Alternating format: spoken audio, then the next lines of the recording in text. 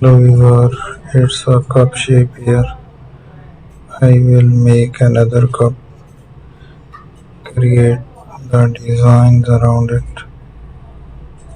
Let's make a feature there, generate a new shape.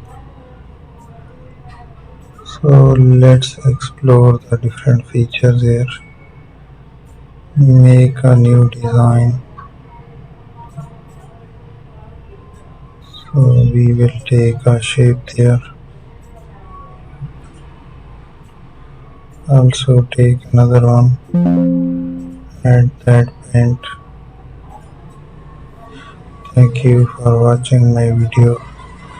Don't forget to subscribe my channel. So there we are.